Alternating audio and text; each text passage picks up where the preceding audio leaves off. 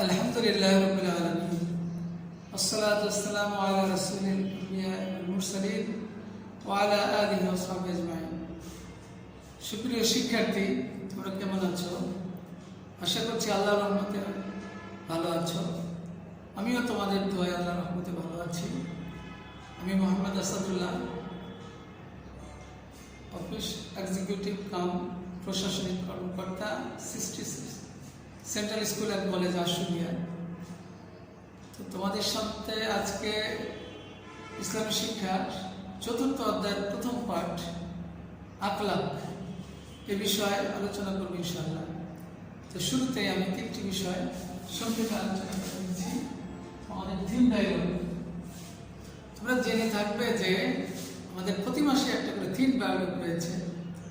এ মাসের theme dialogue কি বলতে পারবে? এ মাসের থিম ডায়লগ হচ্ছে সেবা ও মানবতা। সেবা ও মানবতা। আল্লাহ রাব্বুল আলামিন মানুষকে সবচেয়ে বেশি ভালোবাসেন। আর আমরা যারা স্টুডেন্ট, আমরা মানুষ, আমরা অপর মানুষকে সবচেয়ে বেশি ভালোবাসবো, এটা আল্লাহ খুশি হবে। এছাড়া জীবজন্তু, পশু পাখি সবার প্রতি আমাদের সেবার এবং মানবতার দৃষ্টি রাখতে হবে। এটাই বোঝানো হয়েছে আমাদের থিম ডায়লগে। আমরা মানবিকভাবে মানুষের সাথে আচরণ করব, কথা বলবো, লেনদেন করব। একজন গরিব, একজন অসহায় মানুষ দেখলে আমরা তুচ্ছ তাচ্ছিল্য করব না, তার প্রতি সহানুভূতিশীল হতে হবে, সেবা দিতে হবে, মানবতা তাকে দেখাতে হবে। এটাই মানুষ হিসাবে আরেকজন মানুষের দায়িত্ব করতে হবে। এবং আল্লাহ রাব্বুল আলামিন এতে সবচেয়ে বেশি খুশি হন। এই জন্য আমাদের সেবা দিয়ে মানবতাকে আমাদের উপলব্ধি করাতে হবে এবং আমরা মানবতা আমাদের মধ্যে থাকতে হবে। এ মাসের থিম ডায়লগ হচ্ছে সেবা ও মানবতা। সেবা ও আমাদের সেবা দিয়ে আমাদের এই কার্যক্রম চালিয়ে যেতে হবে। মানবতা, সেবার মাধ্যমে আমাদের মানবতা প্রদর্শন করতে হবে আল্লাহর সন্তুষ্টির জন্য। আল্লাহর সন্তুষ্টির জন্য এটা করতে হবে। তো এরপরে বিষয় আসে সাম। আর 2 দিন বা 3 দিন পরে সাম, বিরত থাকা, সকল অন্যায় থেকে, খাবার থেকে, দাবার থেকে দূরে থাকা। এটা ছোটবেলা থেকে আমাদের সাম পালন করতে হবে। আমরা যারা 9-এ তাদের সবার উপর সাম খরচ হয়ে গিয়েছে। এই জন্য আমাদের সাম পালন করতে হবে। এই জন্য পৃথিবীতে কোনোদিন দেখা যায় না যে সাম পালন করে মানুষ মারা গিয়েছে, না খেয়ে মারা গেছে। তা হবে না, হয়নি। আল্লাহ রাব্বুল আলামিন এটা অশেষ মেহেরবানি। এবং সাওমের মাধ্যমে আল্লাহ আমাদের স্টমাক, পেটকে নিয়ন্ত্রণ করতে চায়, এটাকে রিফারিং করে নিতে চায়। আমরা যেন এটা রিফারিং করে নেই, এটাকে আমরা সংশোধন করে নেই। এভাবে আমাদের সাওম পালন করতে হবে। তো আশা করছি তোমরা সকল রোজাগুলি করবে। আমরা বিভিন্নভাবে জেনে থাকি যে 10 বছর, 11 বছর সব রোজা করেছে। এরকম ছোট বয়স থেকেই আমাদের পিতামাতাও যারা ছিল, যখন আমরা 8-9 বছর তখন থেকে 3টা 5টা, এরকম 10, 12, 13 বছর তখন থেকে 2-1টা হঠাৎ ভাঙা হয়েছে। তো তোমরাও অসুস্থতার বা বিভিন্ন কারণে 1-2টি ছুটে যেতে পারে এরকম। কিন্তু বড়দের জন্য একটি রোজা যদি ছুটে যায়, সারা জিন্দেগি রোজা রাখলেও ওটা সমান হয় না। যদি বলা হয় 60টি রোজা রাখলে কিছুটা গাফফারা হয়, কিন্তু আসলে সারা জীবন রোজা রাখলেও একটি রোজার যে গুরুত্ব এটা পূরণ হয় না। এই জন্য আমাদের রোজা রাখতে হবে। আল্লাহ আমাদের তৌফিক দিন সবাইকে। এরপরে আসি সর্বদা কাজ করা। তোমার নিজের কিছু কাজ রয়েছে, কাজগুলি করতে হবে। তোমার বাবার কাজ, ব্যবসা করা অথবা চাকরি করা অথবা অন্য কোনো পেশা নিয়োজিত রয়েছে। তোমার আম্মু বিভিন্ন কাজে নিয়োজিত রয়েছে। তো তোমার যে কাজটা তা হলো পড়াশোনা করা। সাথে তুমি ঠিকমতো শরীরটাকে ভালো রাখবে, খাওয়া দাওয়া করবে, পড়ালেখা করবে। এরপরে মা বাবার কোনো কাজে যদি সহযোগিতা করতে পারো এটা করবে, সামাজিক কোনো কাজে সহযোগিতা করবে। এই তো তোমার কাজ। এগুলি না করে যদি শুয়ে থাকো, বসে থাকো, অলস জীবন যাপন করো, অজুহাত করো, তাহলে যারা অনেক বড় বড় মনীষী হয়েছে, জীবনে সাকসেস হয়েছে, তাদের কাতারে দাঁড়াতে পারবে না। এই জন্য শিক্ষাটাই তোমাকে তোমার মঞ্জিলে মকসুদে নিয়ে যেতে পারে। এজন্য সর্ব অবস্থায় কাজ করা, আর তোমার কাজ হলো পড়ালেখা করা। এজন্য তোমার পড়ালেখার এই গতিশীলতা তোমার ধরে রাখতে হবে। আমরা 1 বছর 1 মাস 13 মাস যাবৎ অনলাইন সেবার মাধ্যমে তোমাদেরকে সেবা দিয়ে যাচ্ছি। এই ধারাবাহিকতায় যারা অংশগ্রহণ করে আমাদের সেবা নিচ্ছ এবং আমরা দিচ্ছি, আমাদের এভাবে উপকৃত হতে হবে, এভাবে অব্যাহত রাখতে হবে। যতদিন পরিস্থিতি স্বাভাবিক না হয়, এই অনলাইন ক্লাসের মাধ্যমে তোমাদের পড়ালেখার গতিশীলতা রাখতে হবে এবং সাথে সাথে বাসায় বসে তোমাদের এই ক্লাসের সাথে মিলিয়ে মিলিয়ে তোমাদের কাজ করতে হবে। সরকার অ্যাসাইনমেন্ট ঘোষণা করেছিলেন, এভাবে আমরা অ্যাসাইনমেন্ট নিয়েছি এবং ভবিষ্যতেও এইভাবে আমরা ধারাবাহিকতা অব্যাহত রাখবো ইনশাআল্লাহ। তো তোমরা আমাদের এই কার্যক্রমের সাথে জড়িত ছিলে এবং যতদিন বাস্তব ক্লাসে না আসা হয় ততদিন এই অনলাইন এবং জুম ক্লাস, বিভিন্ন ক্লাসের মাধ্যমে আমরা সেন্ট্রাল স্কুল অ্যান্ড কলেজ আশুলিয়ার পক্ষ থেকে যে সেবা দিয়ে যাচ্ছি, তোমরা নিজেরা নেবে এবং অন্য সবার জন্য এটা উন্মুক্ত থাকবে। এই জন্য আজকে আমি যে তৃতীয় বিষয় বলতে চাচ্ছি, তাহলে তুমি তোমার কাজ করতে হবে। আল্লাহ বলে, লাকাদ খালাকনাল ইনসানা ফি কাবাদ, আমি মানুষকে কষ্ট সহিষ্ণু করে কাজের জন্য সৃষ্টি করেছি। ও বসে থাকলে হবে না, বম করতে পারবে না 24 ঘন্টা। এই জন্য আমাদের তৃতীয় আজকের আলোচনা, প্রথম আলোচনা হচ্ছে সর্বদা আমাদের কাজে নিয়োজিত থাকতে হবে, রাখতে হবে। তাহলে শয়তান আমাদের ঘাড়ে এসে বসবে। অলস মস্তিষ্ক শয়তানের ঘর বা আড্ডা। এই জন্য অলসতা যাপন করে আমরা নিজের জীবনকে ধ্বংস করবো না, শয়তানকে আমাদের কাছে আসতে দিব না। আমরা কাজ, শ্রম, হার্ড ওয়ার্ক এর মাধ্যমে আমাদের জীবনকে সাফল্যের উচ্চশে করে নিয়ে যাব। আমাদের পূর্বপুরুষ যারা আমাদের বিভিন্ন সেক্টরে যারা দায়িত্ব রয়েছে, তারা যেভাবে পরিশ্রম করে ওই অবস্থানে চলে গেছে, শিক্ষার্থী তোমাদেরও আজকে ওই রকম পরিশ্রম করে জীবন গঠন করে তারা হয়তো একদিন দুনিয়া থেকে চলে যাবে, মৃত্যুর মুখে চলে যাবে। তোমরা ওই পথ দখল করবে। যদি শিক্ষা তোমার না থাকে, তাহলে তুমি মূর্খতায় মানুষকে সঠিক পথ নির্দেশনা দিতে পারবে না। এই জন্য তোমার কাজ হলো শিক্ষা জ্ঞান অর্জন করে, যার মাধ্যমে তুমি হাজারো লক্ষ মানুষকে তুমি দিক নির্দেশনা দিবে। এই জন্যই তোমার জন্ম, এই জন্যই তুমি শিক্ষার্থী, তা না হলে তুমি নির্গ্রেজে কাজ করতে। কথাটা মনে রাখতে হবে। এভাবে তোমরা তোমাদের জীবনকে সুন্দর এবং হাজার লক্ষ মানুষকে নির্দেশনা দেওয়ার মতো জীবন গড়ো। এমনি ছোট্ট জীবন তো রিক্সাওয়ালা করেছে, কিন্তু তোমাকে নির্দেশনা দেওয়ার জন্য, পথ প্রদর্শন করার মতো একটি যোগ্যতা সম্পন্ন হওয়ার জন্য তোমাকে শিক্ষা জীবন গতিশীল রাখতেই হবে। শয়তান যেন তোমার ঘাড়ে না চাপতে পারে। এই রমজান শয়তানকে শৃঙ্খলাবদ্ধ করা হয়। এই সুযোগে তুমি তোমার সেই তোমার জীবনের বলিষ্ঠতা দিয়ে তুমি মঞ্জিলে মকসুদে চলে যাও এবং দুনিয়ার জীবনকে সুন্দর করো।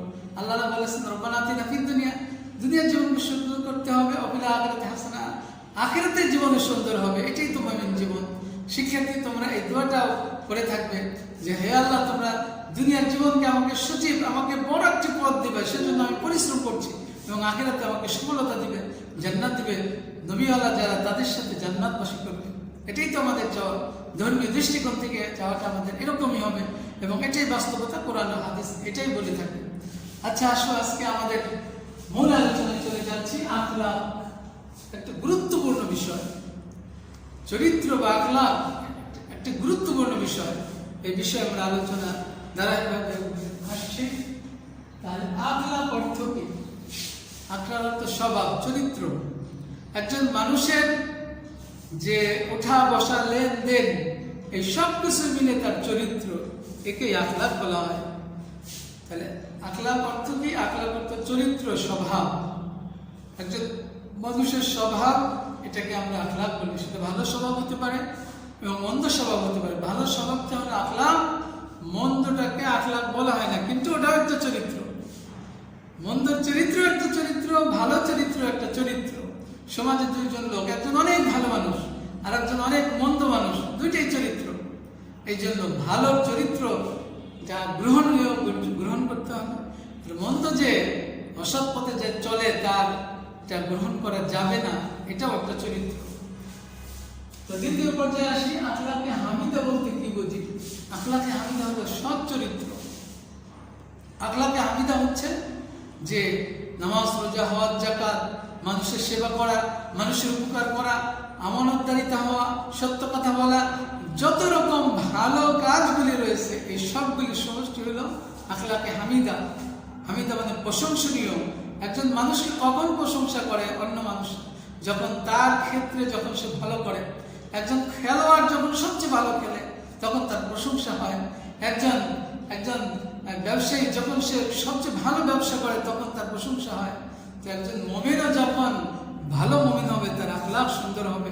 আর ওটাকে আমরা আখলাক বলবো, ওটাই হলো ভালো চরিত্র। এবং এই চরিত্রের জন্য তার কাজকর্ম চারদিকে বিস্তৃত হয়, মানুষ তার দিকে শিক্ষা নেয়, তাকে দেখে দেখে মানুষ শেখে। যেমন নবী সাল্লাল্লাহু আলাইহি সাল্লামের আখলাক দেখে অগণিত মানুষ শিক্ষা গ্রহণ করেছেন। নবী সাল্লাল্লাহু আলাইহি সাল্লাম কয়জনকে মুখে দাওয়াত দিতে পেরেছেন, কিন্তু তার চলা ওঠা বসা খাওয়া দাওয়া লেনদেন এ দেখে যত মানুষ, অনেক বেশি মানুষ আল্লাহর পথে এসেছেন, আল্লাহর পথে নির্দেশনা দিয়েছেন। এই জন্য মুমিনদের চরিত্র হবে একেবারে কন্ট্রোল আল্লাহ এবং রাসূলের মতো। আল্লাহ যেভাবে পছন্দ করেন, রাসূল যেভাবে করেছেন দেখিয়েছেন এরকম হবে। আর এই চরিত্র হবে বিশ্ব সেরা। মুমিন যে কাজটা করবে বিশ্ব সেরা। মুমিন বাবা মার সাথে যে আদব কায়দার সাথে কথা বলবে বিশ্ব সেরা। মুমিন একজন চাকরের সাথে কথা বলবে বিশ্ব সেরা হবে, এলাকার সেরা হবে সেই কাজটা। মুমিন যে মানুষের সাথে কথা বলবে সেরা হবে। মুমিন যে মানুষের সাথে লেনদেন করবে সেরা হবে। তাকে 5 দিন পরে 200 টাকা দেওয়ার কথা 2 দিন আগেই দিয়ে দিবে। এটা হলো মুমিনের সেরা আখলাক। মুমিন 2 জন ভাই তারা অংশ করে নেবে, 2 ভাই অন্য ভাইকে বেশি দিতে চাবে, এটা হলো আখলাক। সেরা একটা কাজ, পৃথিবীর সকল মানুষ এনজয় করবে, মজা করবে, তৃপ্ত নিয়ে যে কাজ করবে, এটা হলো মুমিন জীবনের কাজ।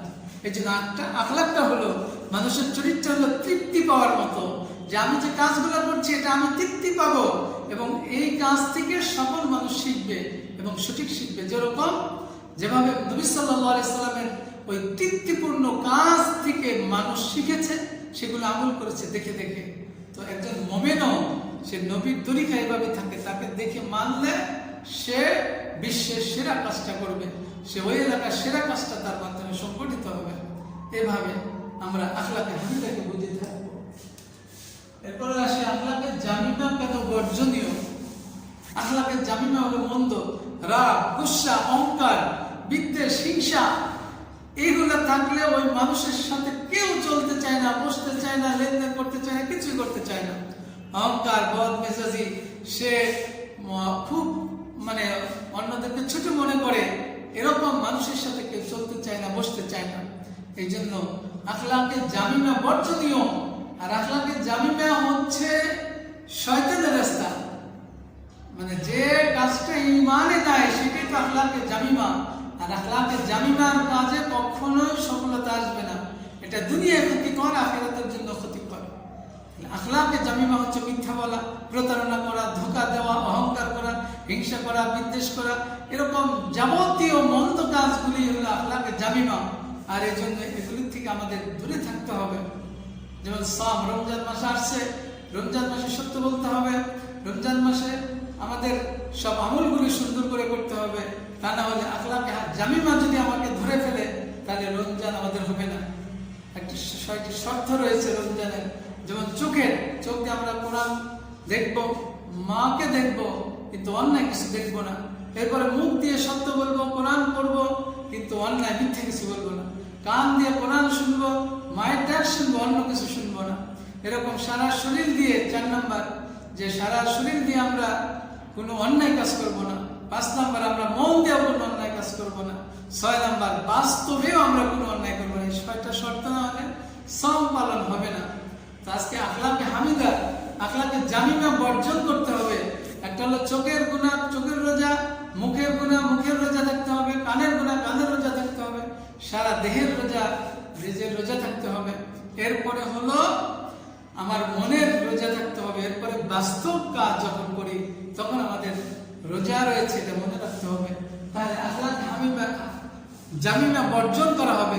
চোখের সেই বদামল, মুখের বদামল, কানের বদামল, শরীরের বদামল, মনের বদামল এবং বাস্তবতার খারাপ আমলগুলি থেকে বাঁচাটাই হচ্ছে আখলাকে জামিমা থেকে বর্জন করতে হবে। তা নাহলে সওম হবে না, সালাত হবে না, যাকাত হবে না, সব কিছু বরবাদ হয়ে যাবে, লোকটাকাম হয়ে যাবে। এই জন্য বর্জনীয় আখলাকে হামিদার গুরুত্ব আলোচনা করবো এবার ইনশাআল্লাহ।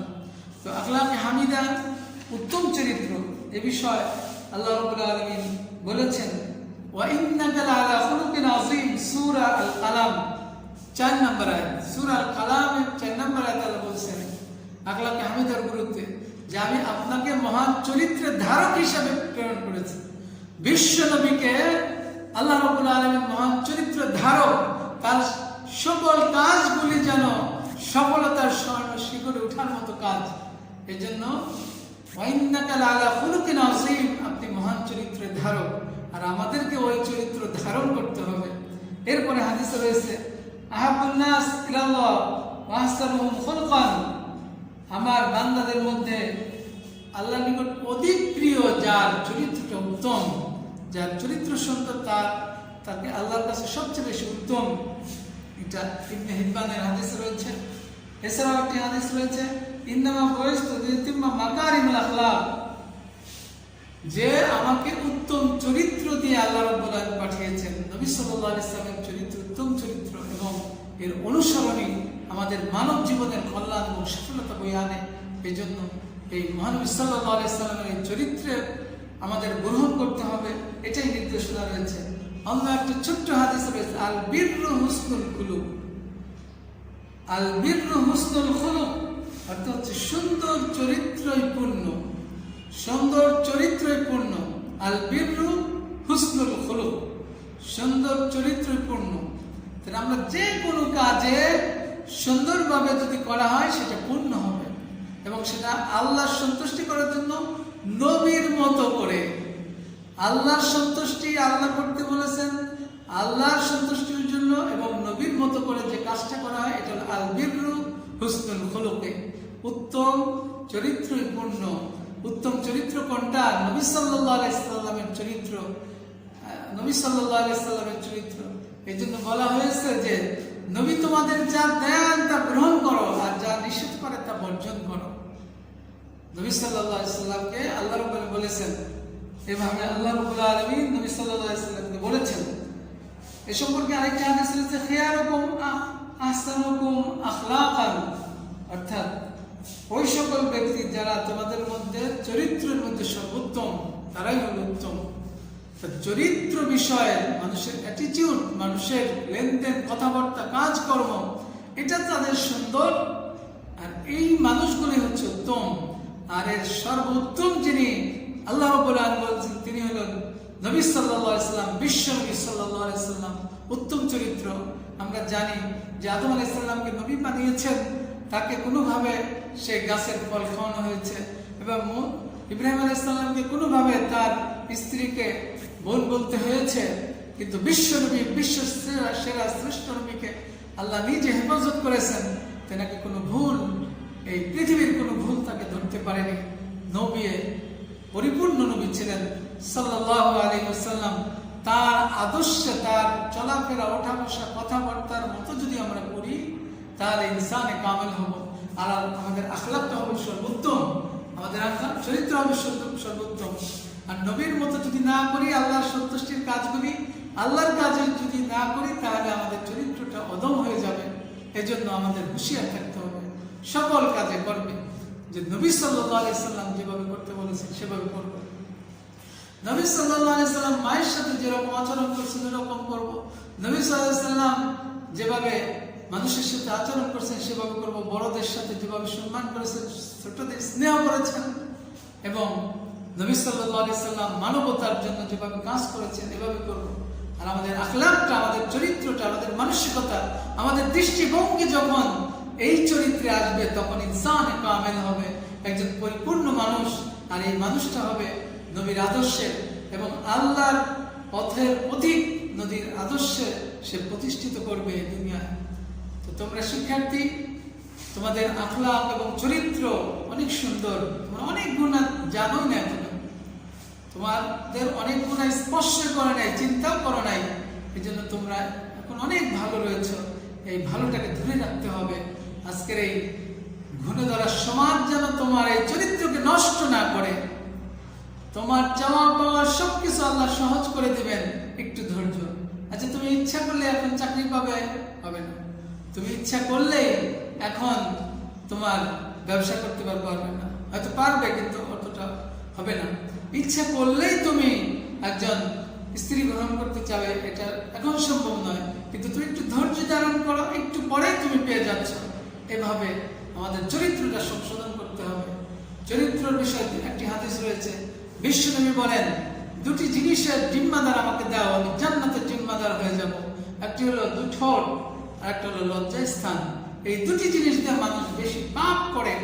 এই জন্য চরিত্র ঠিক রাখার জন্য দুইটা ঠোঁট, মুখ, আরো লজ্জাস্থান, এই দুটা নবীর তরিকায় যদি আমরা ব্যবহার করি, নবী যেভাবে ব্যবহার করতে বলেছেন, অনুমোদন দিয়েছে, সেভাবে করি, তাহলে আমাদের জীবনটা সুন্দর হবে, আখলাক চরিত্র সুন্দর হবে। তখন জীবনযাপন আমাদের সহজ হয়ে যাবে, আল্লাহ খুশি থাকবে। এই জন্য চরিত্র, আচার ব্যবহার, অনুষ্ঠান এগুলি যেন সুন্দর হয়।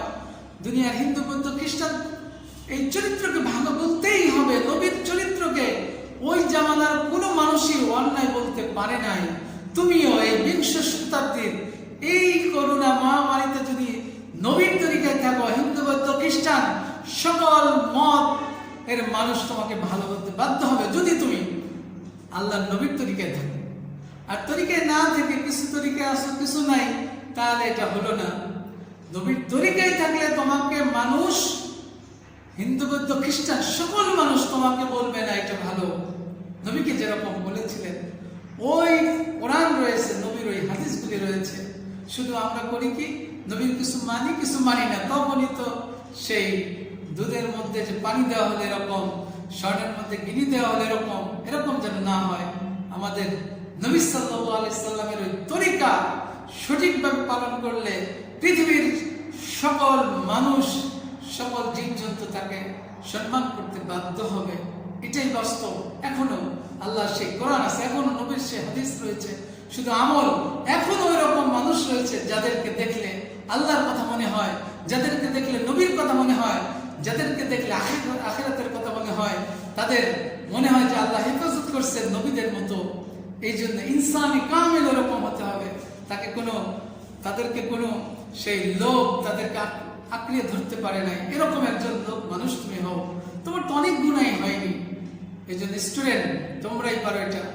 যারা গুণা করেছে তাদের চেয়ে তোমরা অনেক ভালো রয়েছে। এই জন্য চরিত্রটা সুন্দর করো। আল্লাহ আমাকে, তোমাকে, সবাইকে, সারা বাংলাদেশকে, সকল মানুষকে এরকম সচ্চা আখলাক চরিত্র দিতে দেন, যেন ধোঁকা না দেয়, মানুষকে না ঠকায়, মানুষকে ভালোবাসে, মানবিক হয়। এভাবে একটা চরিত্র এই বাংলাদেশের সকল মানুষকে দিই, এবং ওই চরিত্র দিয়ে আমরা ভাই ভাই মিলে বাংলাদেশের এই উন্নতির অগ্রযাত্রাকে আরো শানিত করি, এবং এই দেশের স্থায়িত্বকে আরো মজবুত করি, এবং আমাদের ছাত্র জীবনের যে আমাদের মূল মকসুদ, যে আমরা মানুষকে দিক নির্দেশনা দেব, সেটা দেশের উন্নতি, দেশের কল্যাণ, দেশের মানবতা, দেশের সকল জাতি গোষ্ঠী সবার জন্য আমরা কল্যাণ বই আনার জন্য চেষ্টা করব। এরকম একজন যুবক হও, তাহলে তোমাকে পৃথিবী, চাঁদ, সূর্য, দুনিয়া, মানুষ তোমাকে স্যালুট করবে, দোয়া করবে। এরকম ইনসানে কামিলে আমাদের হওয়া উচিত। এই জন্যই আল্লাহ আমাদের সৃষ্টি করেছেন। আসো আমাদের চরিত্র সুন্দর করি। চরিত্র সুন্দর, এটা মুখে হয় না, এটা বাস্তবতায়, কাজে, মানসিকতায়, বাস্তবতায় হতে হবে। তোমার চরিত্রকে তুমি সুন্দর করো। সবাই সবার চরিত্রকে সংশোধন করে নিই। আল্লাহ আমাদেরকে তৌফিক দিন। আমিন। আসসালামু আলাইকুম ওয়া রাহমাতুল্লাহি ওয়া বারাকাতুহু।